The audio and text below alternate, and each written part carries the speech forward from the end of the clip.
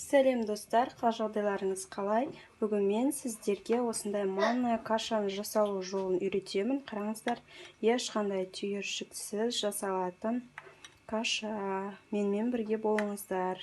Ең алдымен бізге осындай ыдысымызды алып қоямыз. Үстінен сұйықтықтарыңызды құясыздар. Мұнда мен таза сүтті қостым. Ал сіздер жарты стакан су, жарты стакан сүт қылып қоссаңыздар болады.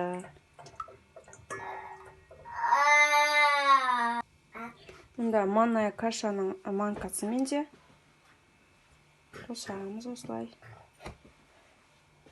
Бұны сүттеріңіз салқын кезде қоссаңыздар, қосып бір рет жақсылап араластырып аласыздар.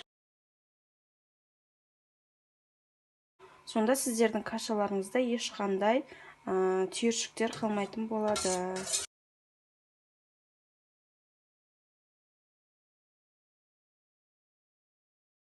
Мен араластырып алдым. Ал енді отымызды жағатын боламыз. Кашамызды жай отта пісіреміз. Үнемі бақылап тұрамыз. Бақылап, астын қозғап тұрамыз осылай.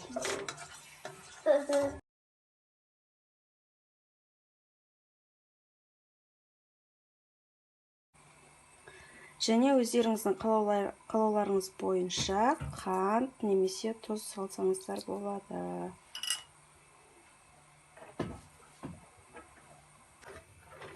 Міне достар, біздің кашамыз кішкене қоюланып келе жатыр. Осылай тоқтатпай араластырып тұрасыздар, себебі асты жабысып қатып қалуы мүмкін. Осылай ерінбей араластырып тұрыңыздар. Міне достар, менің кашам осындай қоюланды. Қазір осы кезде өшіретін боламын. Осындай сұйық болу керек. Себебі бұл суығаннан кейін кішкене қоюланады. Міне. Қазір осындай сұйық болып тұр.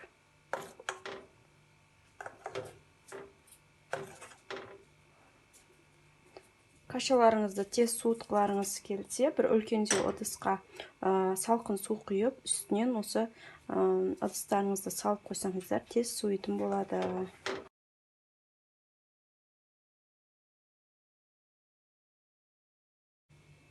Міне достар, біздің кашамыз дайын болды. Сары май салып ұсынсаңыздар болады, өте дәмді болады. Сіздер де жасап көріңіздер. Мен мұнда бір адамға арналған порция жасадым. Сіздер 2 адамға, 3 адамға дәл осы рецепті 2-ге 3-ке көбейту арқылы жасай аласыздар. Қараңыздар, осындай болып шықты. Қазір суығаннан кейін бұдан да қатты қоюланады. Балдарыңыздың жеуіне өте ыңғайлы болады.